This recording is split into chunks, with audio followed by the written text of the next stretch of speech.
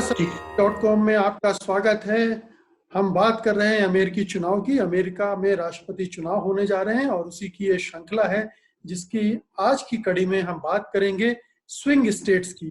लेकिन हम आपको बता दें कि इस कार्यक्रम में बातचीत करने के लिए हमारे साथ लगातार बने हुए हैं यशवंत देशमुख, जाने माने चुनाव विश्लेषक हैं, सी वोटर के फाउंडर हैं और अमेरिकी चुनाव का तजुर्बा उनका काफी लंबा है। तो यशवंत जी, कार्यक्रम में आपका स्वागत है। धन्यवाद मुकेश जी। तो आज हम स्विंग स्टेट की बात करने वाले हैं। स्विंग स्टेट क्या है, इसको समझ लें जरा। स्विंग स्टेट वो हैं, अमेरिका में जो 50 राज्य हैं उसमें कई राज्य जो हैं वो पूरी तरह से विभाजित हैं कि ये रिपब्लिकन पार्टी के हैं और ये डेमोक्रेटिक पार्टी के हैं, और उसमें बहुत ज्यादा उलटफेर नहीं होता है। उन्हें सेफ स्टेट्स के नाम से जाना जाता है। लेकिन कुछ राज्य ऐसे होते हैं जो खुले होते हैं, यानी अगर वहाँ वोटर स्विंग करते हैं तो वो किसी की भी झोली में जा सकते हैं और उसका नतीजा सीधे उसका असर चुनाव नतीजे पर पड़ता है। तो ये स्विंग स्टेट को अगर आप भारत में लागू करके देखना चाहेंगे तो शायद पूरी तरह से तो नहीं, लेकिन कह सकते हैं कि उत्तर प्रदेश एक बड़ा राज्य है जो चुनाव परिणामों को पूरी तरह से प्रभावित करने की क्षमता रखता है। बंगाल है, तमिलनाडु है, महाराष्ट्र है, जहाँ काफी सीटें हैं और ये अगर ये स्विंग कर जाएं तो चुनाव नतीजे बदल जाते हैं। इसी तरह से की सीट्स की जो हम बात करते हैं, जो मुख्य सीटें होती हैं जिनमें परिवर्तन हो सकता है, कुछ फिक्स हैं, पारंपरिक है कि ये तो बीजेपी जीतेगी, ये कांग्रेस जीतेगी, या ये इस पार्टी की है। लेकिन बहुत सारी सीटें खुली होती हैं, उन्हें हम स्विंग सीट्स का दर्जा दे सकते हैं। तो यशवंत जी, अमेरिकी जी, ये स्विंग स्टेट्स का इतना बड़ा मसला क्यों है, उस पर इतना जोर क्यों दिया जाता है, और सारी दोनों चुनाव जो बड़ी पार्टियां हैं, जो प्रेसिडेंशियल कैंडिडेट्स हैं, उनका पूरा जोर स्विंग स्टेट्स पर क्यों रहता है? पूरी एड कैंपेन वहीं पर हावी रहती है, पूरा पैसा इन पर खर्च किया जाता है। तो ये इतने महत्वपूर्ण क्यों हो जाते हैं?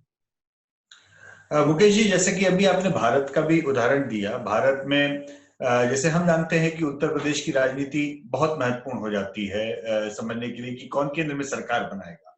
लेकिन स्विंग स्टेट्स की परिभाषा या उसका आकलन थोड़ा सा उससे और भी ज्यादा इतर है। इतर यानी इस तरीके से है कि जैसे भारत में आज की तारीख में भी हम कुछ राज्य ऐसे हैं जिनको हम जानते हैं कि यहाँ के नतीजे लगभग ऐसे ही आएंगे, कुछ भी हो जाए। जैसे लोकसभा चुनाव में अब ऐसे देखें तो हम मान के चलते हैं कि गुजरात एक ऐसा राज्य है जहां पे कुछ भी हो जाए, बीजेपी का गढ़ है और बीजेपी ही वहां से ज्यादातर सीटें कम से कम लोकसभा में तो लेके आएगी। विधानसभा में भले ही मुकाबला थोड़ा पास का हो जाए, हालांकि 25 साल हो गए हैं वहां पे लगातार विधानसभा चुनाव बीजेपी की। उसी तरीके से 30 साल तक जैसे कि मानिए लेफ्ट फ्रंट का शासन पश्चिम बंगाल में था, तो मान लिया गया कि वहां पे कुछ भी हो जाए लेफ्ट ही जीतेगा। या हम केरल लें, केरल में जैसे 20 सीटें हैं, हमको ये पता है कि केरल में मुख्य मुकाबला कांग्रेस का और सीपीएम का है, मतलब वाम यूपीए और जो लेफ्ट के मोर्चे हैं उनके बीच में। अब ये दोनों ही मोर्चों में से कोई भी जीते वो 20 लोकसभा की सीट, कम से कम बीजेपी को केंद्र में उसका कोई फायदा होने वाला नहीं है, बीजेपी को वो कोई मदद नहीं करेंगे। तो केरला फिक्स हो गया, गुजरात एक तरह से फिक्स हो गया। ये स्विंग स्टेट नहीं रहे। मतलब सिमिलरली उड़ीसा को देखें, उड़ीसा में हम जानते हैं कि अब मुख्य मुकाबला वहां पर बीजू जनता दल और भाजपा का रह गया है। कांग्रेस वहां एक तरह से गेम के बाहर हो गई। लेकिन केंद्र की राजनीति में बीजू जनता दल कांग्रेस के विरोध में, भले ही वो हरा के बीजेपी को आए, लेकिन कांग्रेस के विरोध में वो केंद्र में समहाउ बीजेपी के पक्ष में मतदान करती है, राज्यसभा में भी और लोकसभा में भी कई बार देखा हमने। तो लेफ्ट फ्रंट जैसे भले ही कांग्रेस को हरा के आए, लेकिन बीजेपी के विरोध में केंद्र की अंदर की राजनीति में वो करते हैं। तो उड़ीसा हुआ या आपका केरल हुआ, आप तमिलनाडु को ले लीजिए। तमिलनाडु में डीएमके और एआईएडीएमके का अपना दोनों के बीच में ही मुकाबला होता है। बाकी जो दोनों नेशनल पार्टी हैं उनके लिए बहुत स्पेस वहां नहीं।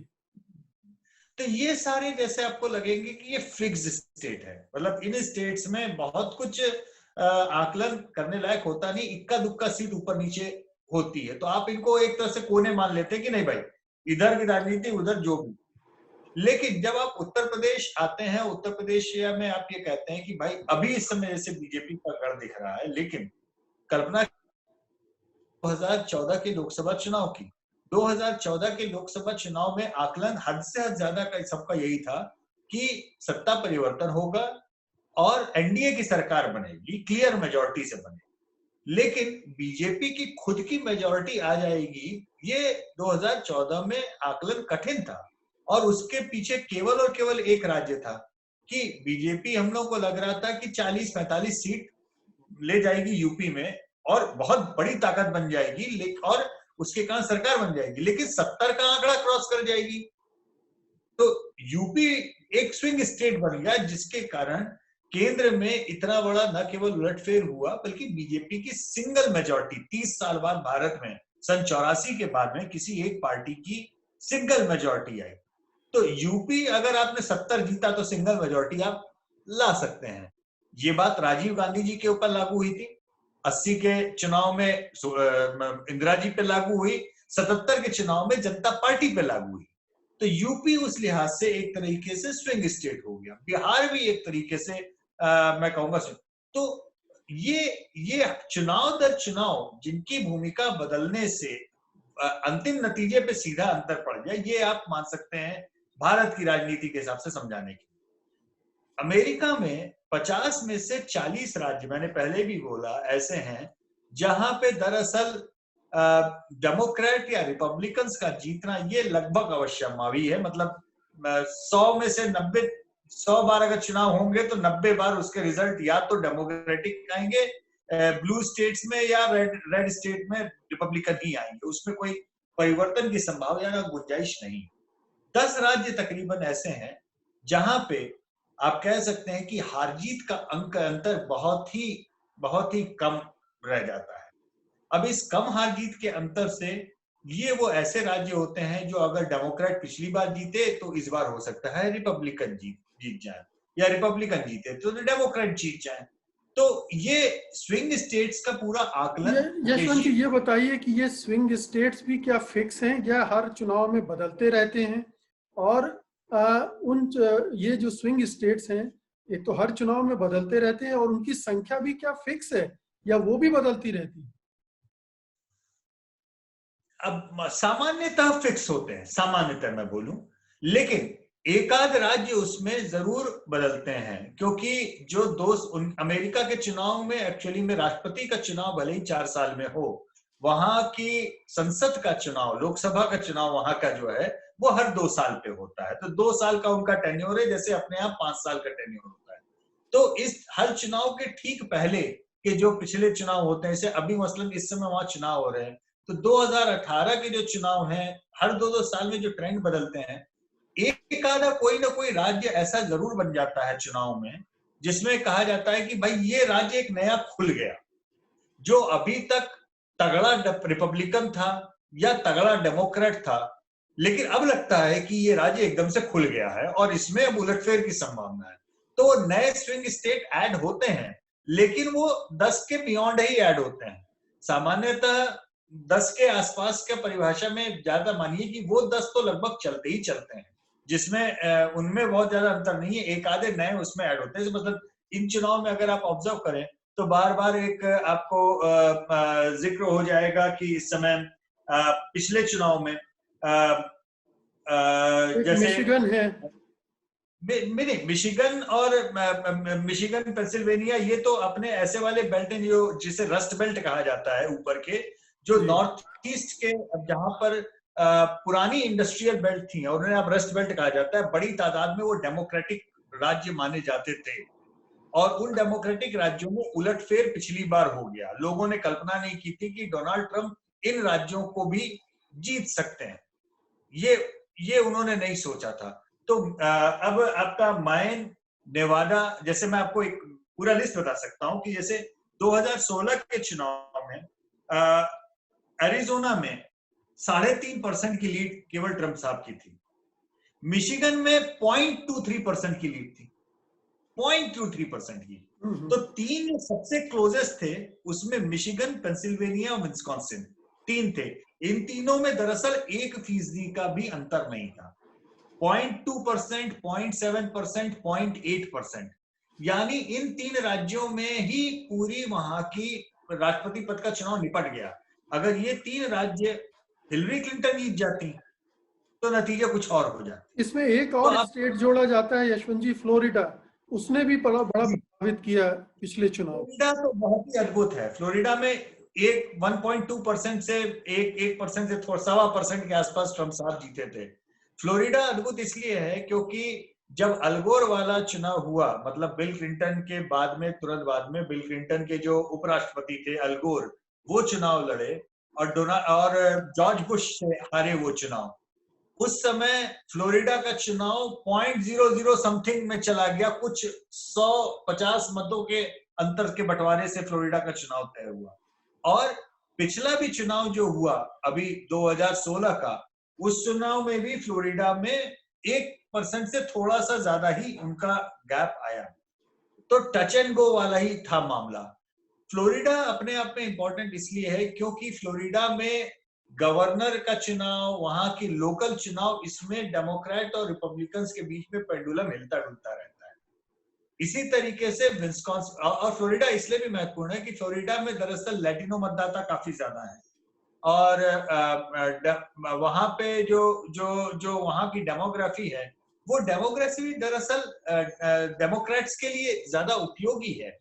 लेकिन वहां के चुनाव में रिपब्लिकन्स अक्सर अपने नियम कानून ऐसे उठापटक करके, जैसा हमने बताया था आपको पहले कि स्थानीय लेवल पे कानून को बहुत उठापटक वो लोग करते रहते हैं कि अर्ली वोटिंग में वीकेंड खत्म कर दो, कुछ और टाइमिंग बदल दो, ताकि डेमोक्रेट मतदाताओं को ज्यादा मौका ना लगे वोट डालने का।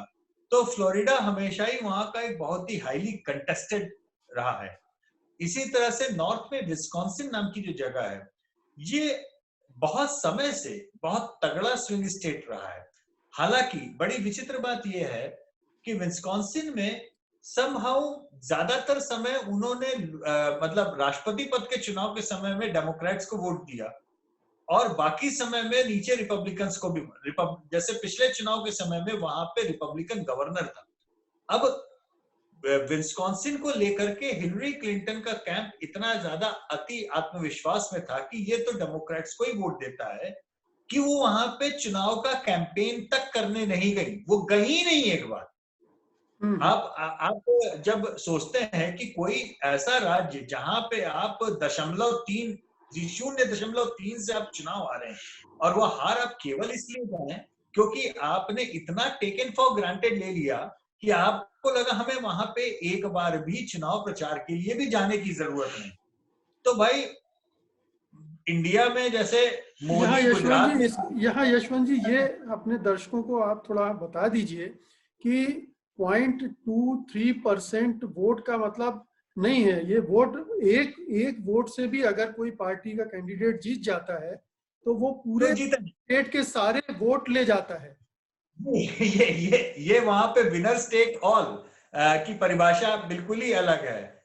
मसलन मोदी गुजरात का चुनाव एक वोट से भी जीते हैं तो अगर अमेरिकी पद्धति होगी तो गुजरात के 26 की 26 लोकसभा सीटें मोदी के खाते में मानी जाएंगी। अगर वो उत्तर प्रदेश का चुनाव चाहे एक वोट से जीते हैं लेकिन उत्तर प्रदेश की 80 सीटें उनके खाते में जाएंगी। लेकिन अगर मोदी उत्तर प्रदेश का चुनाव, उत्तर प्रदेश के वोटों में केवल 1% वोट भी समाजवादी कम पार्टी से कम पा गए तो 80 के 80 लोकसभा सीटें वहां पे मान ली जाएंगी कि समाजवादी पार्टी जीती है। ये विनर्स टेक्स ऑल की जो पद्धति है उसमें अमेरिका में इस बात की कोई गुंजाइश नहीं रह जाती कि आप 49.999% वोट भी जीते हैं लेकिन आपका कुल आउटपुट 0 है, क्योंकि आप अगर वहां उस राज्य में चुनाव हार गए हैं तो उस राज्य की सीटें आपके हाथ में, इलेक्टोरल कॉलेज की सीट आपके खाते में नहीं गिनी जाएगी।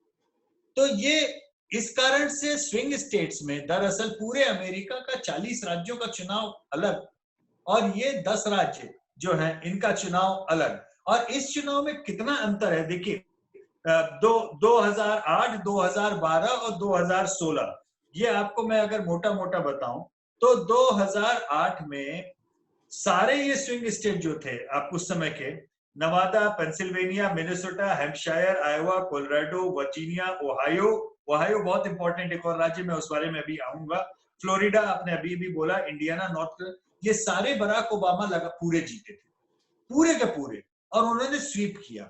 2012 में नॉर्थ कैरोलिना और जॉर्जिया को छोड़ करके बचे हुए सारे बराक ओबामा दोबारा जीते और फिर दोबारा बन गए। 2016 में केवल 4 स्विंग स्टेट्स थे, केवल 4 जो हिलरी क्लिंटन जीत पाई, और 4 थे मायने, नेवादा, मिनेसोटा और न्यू हैम्पशायर। मायन, नेवादा, ये 4 को अगर आप छोड़ दें, बचे हुए सारे के सारे स्विंग स्टेट डोनाल्ड ट्रंप के हिस्से में चले गए। और उनकी हार जीत का अंतर कितना रहा? मिशिगन में 0.2%, लेकिन चूंकि 0.2% से भी वो आगे पाए, मिशिगन की सारी सीटें उनके खाते में। पेंसिल्वेनिया में 0.7, विस्कॉन्सिन में 0.8, फ्लोरिडा में 1.2, एरिजोना में 3.5, नॉर्थ कैरोलिना में 3.6 और जॉर्जिया में 5। अब मोटा मोटा जॉर्जिया को आप उससे हटा भी दें, आप कहें कि भाई 5% तो बहुत बड़ा डिसेंट गैप होता है, तो भी सच्चाई ये है मिशिगन, पेंसिल्वेनिया और विस्कॉन्सिन, इन 3 राज्यों में जहां ट्रंप साहब 1% से भी कम वोटों से जीते, उन 3 राज्यों के कारण उनकी प्रेसिडेंसी बन गई। मतलब अब हिलेरी क्लिंटन ने सबसे ज्यादा वोट लिए, लेकिन सीट उन्हें मिली 232, और मतलब वोट 232 मिले इलेक्टोरल कॉलेज के, और कॉलेज के ले गए ट्रंप। मतलब करीब 70 सीटों का फर्क, 70 वोटों का फर्क चला गया इसमें। जी, और सारा का सारा, और अगर आप बोलेंगे कि वोटों में अंतर कितना रहा, तो पता लगेगा कि नेशनल लेवल के ऊपर, राष्ट्रीय स्तर पे हिलरी क्लिंटन ने तकरीबन 2.5% वोट डोनाल्ड ट्रंप से ज्यादा पाए थे। ज्यादा वोट पाने के बाद में भी वो दरअसल राष्ट्रपति का चुनाव इसी कारण से हार गई, क्योंकि इन 3 राज्यों में खासतौर पे वो जो हारी, वो उसके कारण डोनाल्ड ट्रंप जीत गए। अब सारा फोकस वापस आ रहा है इन्हीं स्विंग स्टेट्स के ऊपर कि क्या इन स्टेट्स में वापस जो बाइडेन वापस इनको जीत सकते हैं। लेकिन जब आप वापस जीतने की बात करते हैं, तो ये भी ध्यान रखना पड़ेगा कि ये जो 4 राज्य हिलरी क्लिंटन ने जीते थे, उन 4 राज्यों में ताकत लगा दी है डोनाल्ड ट्रंप ने कि अगर हमारे हिस्से का एक आधा स्विंग स्टेट हम हार भी जाए, तो अब ये 4 राज्य, देखिए ये बात तो दोनों तरफ लागू होती है ना। अब अगर डेमोक्रेट्स ने मैन का चुनाव 2.9 से जीता था, नेवादा 2.4, मिनेसोटा 1.5 और न्यू हैम्पशायर 0.3% से, तो ये 4 राज्य डोनाल्ड ट्रंप के रडार पे हैं कि मुझे ये 4 राज्य झटकने हैं, वो वहां ताकत लगा लेकिन देंगे। यशवंत जी, अभी जो रिपोर्ट्स आ रहे हैं उसके हिसाब से जितने भी ये बैटल ग्राउंड स्टेट्स हैं, वहां पर बाइडेन लीड लिए हुए हैं, बाइडेन आगे हैं, और ट्रंप थोड़ा डिफेंसिव हैं। वो अब उनकी स्ट्रेटजी हो गई कि भाई जो स्टेट जीते थे उनको किसी तरह से बचाया जाए, दूसरे नए स्टेट जीतने की कोशिश करने के। न केवल बाइडेन आगे हैं, बाइडेन का जो अगर आप मोटे तौर पे उनका लैंडस्केप देखें, तो वो दरअसल आपको काफी हद तक मिलता जुलता नजर आएगा 2012 के ओबामा के चुनाव का। लगभग वो सारा स्केल वही है जहां पे 2012 में ओबामा जीते थे, और लगभग जिस लीड पे थे उसी लीड पे बाइडेन जा रहे हैं। यहां तक कि कल मैंने जो आंकड़े देखे उसमें यहाँ एक सर्वे के आंकड़े में तो टेक्सास में भी लीड बहुत कम बता रहे हैं कि उनका कहना है कि बाइडेन टेक्सास में भी लगभग बराबरी पे आ चुके हैं। टेक्सास में बराबरी का आने का मतलब ये वैसा हो गया जैसे गुजरात में आप बोले कि कांग्रेस और भाजपा के बीच में गैप मुश्किल से 1% रह गया हो। अगर गुजरात में ऐसा हो जाए तो मान के चलिए कि बचे हुए भारत में फिर बीजेपी की हालत बिल्कुल खराब हो गई है। या दूसरे तरीके से बोले कि भाई केरल में बीजेपी के वोट इतने बढ़ गए कि केरल में कांग्रेस या लेफ्ट के बीजेपी के बीच में 1% का अंतर रह गया। तब आप उल्टा उसके आकलन का समीकरण लेंगे कि अगर बीजेपी केरल में इतनी बड़ी हो गई तो उत्तर प्रदेश की बात तो आप छोड़ ही दीजिए। तो ये वही स्थिति टेक्सास के साथ में है। टेक्सास जो है वो रिपब्लिकन बेस है, टेक्सास गढ़ जिसे कह सकते हैं रिपब्लिकन्स का है। अगर जो बाइडेन टेक्सास जैसे राज्य में भी जाकर के बराबरी की टक्कर पे अभी खड़े हैं, तो इसका मतलब बचे हुए अमेरिका में वो स्वीप कर जाएंगे, ऐसा आकलन माना जा सकता है। ये सारी चीजें देखिए, कन्वेंशनल पोलिंग या कन्वेंशनल ट्रेंड जो एक साधारण कॉमन सेंस बताते हैं, और अमेरिका में पोलिंग की परंपरा मुकेश जी बहुत पुरानी है। मतलब हम आप ये समझिए सब 30 के दशक से जो रेगुलर पोलिंग उनके यहाँ चल रही है, ऑलमोस्ट तकरीबन तकरीबन 100 साल का इतिहास है, जहां पे हर हफ्ते दर हफ्ते और रोज के रोज नंबर्स ढेरों ढेर वहां पे अपने भारत की तरह नहीं है कि 5 साल में कोई भी जब चुनाव आता है उस समय सर्वे होने लगे, इस तरीके की परंपरा वहां पे नहीं है। तो जब रूटीन में वहां पे इतनी पोलिंग होती है, सारे पोलस्टर पूरी तरह से हर बार गलत हो जाए ऐसा संभव नहीं है। इस समय अगर मेजॉरिटी पोलस्टर्स, मेजॉरिटी नंबर्स ये बता रहे हैं कि जो बाइडेन बहुत तगड़ी लीड में है, तो वो वहां की आज की वास्तविकता को दर्शाता है। हाँ, ये बात भी उतनी ही सही है कि दो बड़े चीजें बाकी हैं। एक तो प्रेसिडेंशियल डिबेट्स जिसे हम कहते हैं कि वहां पे टेलीवाइज डिबेट्स जो होते हैं वो एक बहुत बड़े माने जाते हैं। अब ये मंगलवार से शुरू होने वाले हैं और हम उम्मीद करते हैं कि उनके ऊपर हम अलग से कार्यक्रम करेंगे, क्योंकि वो और हम आपके जितने भी प्रशंसक हैं, दर्शक हैं, उनको मैं आग्रह करूंगा कि अगर आप लोगों को इंटरेस्ट है तो किसी भी अच्छे मतलब वहां के चैनल अपने यहाँ पे केबल पे लगा लें, CNN, BBC कोई भी लगा लें। वहां पे BBC में भी डिबेट्स का टेलीकास्ट आएगा, CNN और MSNBC और उधर के तो हैं ही अमेरिका के चैनल, और देखें और सुने जरूर, क्योंकि मुझे उनकी लोकतांत्रिक पद्धति की ये चीज बहुत मुकेश जी पसंद है कि मुद्दों के ऊपर जो प्रमुख दो उम्मीदवार हैं वो चुनाव पे पहले आमने सामने एक विवाद करें, डिबेट करें और जनता उससे सुने। इससे काफी अंतर पड़ता है। दूसरा दूसरी अंतर, क्या चीज जी? दूसरी चीज जो अभी हमने पिछला एपिसोड जिस बात पे किया मुकेश जी, कि उस दिशा में ऑलरेडी डोनाल्ड ट्रंप बढ़ चुके हैं। हमने कहा था कि वो संभावना है कि वो नया सुप्रीम कोर्ट का जज नियुक्त करेंगे, संभावना छोड़ दीजिए, वो लगभग ऑलरेडी कर चुके हैं। और इसका मतलब ये है कि सुप्रीम कोर्ट के जज की नियुक्ति ये इस समय अमेरिका का सबसे बड़ा मुद्दा बन चुका है, और कोरोना और बाकी सारी चीजें पीछे हो गई हैं। अब इस मुद्दे के बहाने से वहां पे जो सेंसिटिव मुद्दे हैं, गर्भपात के, गन कंट्रोल के, यानी जो उनके यहाँ के ट्रेडिशनल सेंसिटिव मुद्दे हैं, डोनाल्ड ट्रंप प्रयास करेंगे कि वो किसी भी तरीके से उन मुद्दों को और भी ज्यादा बढ़ाएं, उनके ऊपर बातचीत करें और अपने बेस को एनर्जाइज करें इस बात के लिए कि देखो, अगर मैं नहीं जीता तो डेमोक्रेट्स जो हैं ये सारे मुद्दों के ऊपर ये तुम्हारा बंटाधार कर देंगे। तो एक अलग किस्म का डर बैठाल करके उस डिबेट को अपनी कोरोना को लेकर के जो उनकी असफलताएं हैं, बाकी जो उनके व्यक्तित्व और बाकी उनकी बातचीत को लेकर जो असफलताएं हैं, उन सबको ढांकने के लिए उन्होंने एक ये बड़ा मुद्दा उठा लिया है। तो ये दो सुप्रीम इशू, कोर्ट की जो स्विंग स्टेट वाली पॉलिटिक्स है, चुनावी पॉलिटिक्स, उसको कितना वहां कितना असर डालेंगे? वहीं पर सबसे ज्यादा असर पड़ने की गुंजाइश है मुकेश जी, क्योंकि बाकी सारे राज्य छोड़ दीजिए, अगले जैसे ही चुनावी डिबेट शुरू होंगी उसके बाद में सबसे ज्यादा फोकस ये होगा कि इन डिबेट्स के बाद में इन स्विंग स्टेट्स में वोटर्स का मूवमेंट हो रहा है क्या। और अगर आप अमेरिकी चुनाव के हमारे भी सर्वे आप देखना चाहें या वहां पर भी आप जब भी देखेंगे तो उसमें हमेशा एक ब्रैकेट में जब वोट शेयर का आकलन होता है तो RV और LV लिखा रहता है। ये एक छोटी सी चीज है जिसको वहां एक्सप्लेन नहीं किया जाता, मैं अपने भारत के दर्शकों के लिए एक्सप्लेन कर देता हूँ। RV का अर्थ होता है रजिस्टर्ड वोटर और LV का मतलब होता है लाइकली वोटर। तो उन आंकड़ों को पढ़ते समय थोड़ा सा इस पे ध्यान दें। रजिस्टर्ड वोटर का मतलब ये है, जैसे भारत में हम सर्वे करें तो जो भी 18 साल के ऊपर का व्यक्ति जो वोट डालने का अधिकार रखता है, हम उससे बात करके हम बोले कि भाई आप फलाने नेता को इतने फीसदी वोट मिलने की गुंजाइश है। लेकिन लाइकली वोटर का मतलब होता है उसमें एक सवाल हर सर्वे के इंस्ट्रूमेंट में हम लोग वहां पर डालते हैं, भारत में भी डालते हैं लेकिन वहां पे ज्यादा प्रयोग होता है। सवाल ये होता है कि आने वाले चुनाव में आप कितने श्योर हैं कि आप वोट डालने जाएंगे, या अलग अलग तरीके से पूछा जाता है कि 0 से 10 की रेंज में बताइए कि आप पक्का वोट डालेंगे या नहीं डालेंगे।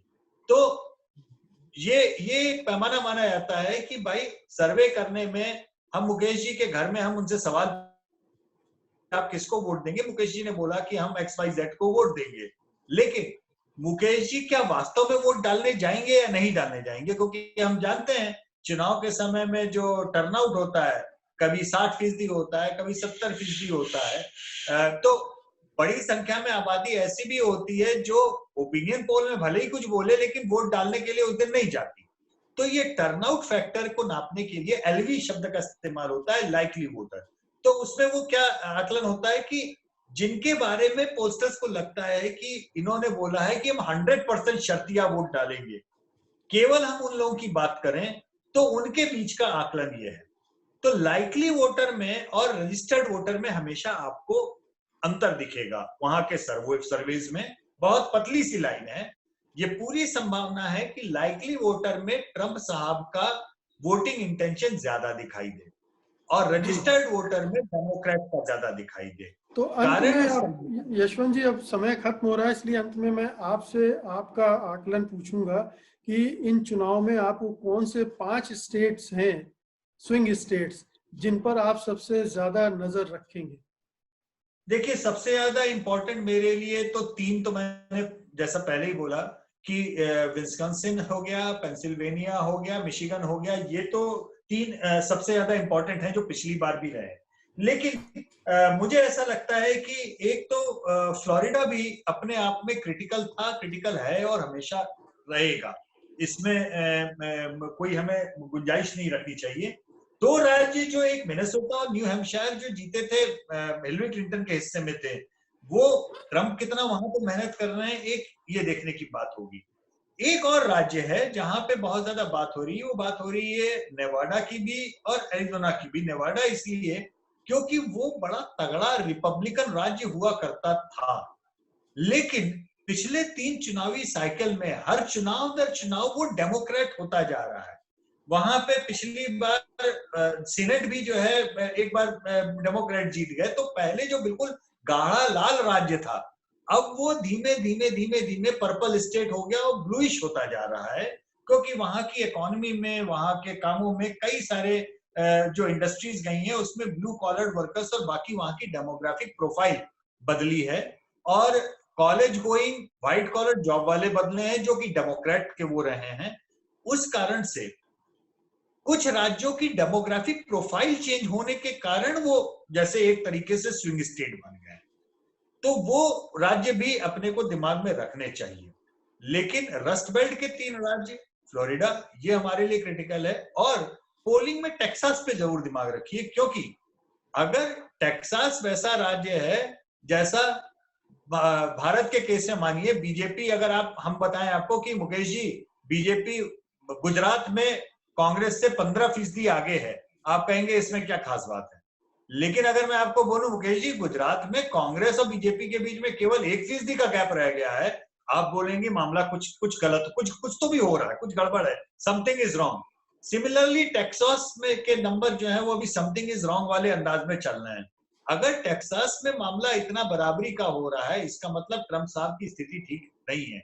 लेकिन अगर अगर इस सुप्रीम कोर्ट के नॉमिनेशन की डिबेट के बहस के बाद और टेलीविजन की डिबेट के बाद में टेक्सास के नंबर वापस लाइकली वोटर्स के दोबारा बढ़ने शुरू हो गए लाल में, इसका मतलब ट्रंप साहब अपने बेस में, जहां वो वास्तव में चाहते थे इस नॉमिनेशन के बाद में असर हो, उसमें वापस वो बढ़ा रहे हैं। और वो अगर बढ़ेगा तो सब तरफ बढ़ेगा, ऐसा नहीं है कि एक ही राज्य में बढ़ेगा बाकी राज्यों में नहीं बढ़ेगा।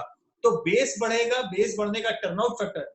ट्रंप साहब की अब पूरा ताकत केवल और केवल इस बात पे है कि उनका रिपब्लिकन बेस वो बड़ी तादाद में वोट डालने निकले और खास तौर पे स्विंग स्टेट्स में और भी ज्यादा निकले। तो अगर रिपब्लिकन्स का टर्नआउट 70% होता है तो उनकी इच्छा है कि रिपब्लिकन्स का टर्नआउट 80% इस बार हो जाए, ताकि डेमोक्रेट्स को जो अपस्विंग मिल रहा है उसे वो नलीफाई कर पाए। मैं एक मोटे तौर पे एक आकलन दे रहा हूं, तो ये चीज हम लोग ध्यान रखेंगे। और ये जो डिबेट शुरू होगी, डिबेट के बाद में जो उसके दूसरे ही दिन हम करके हम आपको एग्जैक्टली बता देंगे कि डिबेट के एक दिन पहले और डिबेट के एक दिन बाद ये पोलिंग नंबर्स में क्या अंतर आया भी या नहीं आया। उससे काफी हद तक हमें अंदाजा लग जाएगा कि किस दिशा में जा रहा है। और 3 डिबेट्स होंगी, ये ध्यान रखिएगा मुकेश जी, सामान्यतः 3 डिबेट्स होती हैं और तीनों डिबेट्स में अंतर पड़ता है और एक भी डिबेट में ऊपर या नीचे हो जाने से सारा हिल जाता है इक्वेशन वहां पे। तो बहुत इंटरेस्टिंग और ट्रम्प साहब की भी नजर डिबेट्स पर लगी होगी, क्योंकि ये माना जा रहा है कि बाइडेन शायद उन डिबेट्स में हल्के पड़ेंगे ट्रम्प के सामने।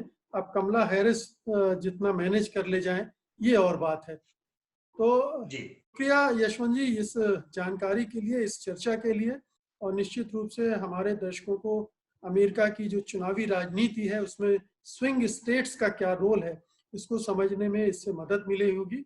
और आने वाले जो हमारी कड़ियाँ होंगी, हमारी जो चर्चाएं होंगी वो और भी दिलचस्प होती जाएंगी, क्योंकि अब मुकाबले का असली समय आ गया है। अब मुद्दों पर गर्मा गर्मी अब देखने को मिलेगी और बयानबाजी भी तेज होती जाएगी। तो आप हमारे साथ बने रहिए, आगे वाली कड़ियों में भी हमें उम्मीद है कि आप इसका आनंद उठाते रहेंगे। धन्यवाद यशवंत जी इस चर्चा के लिए। सत्य हिंदी के और वीडियोस को देखने के लिए हमारे YouTube चैनल को सब्सक्राइब करें और सीधे नोटिफिकेशन पाने के लिए बेल आइकन दबाएं।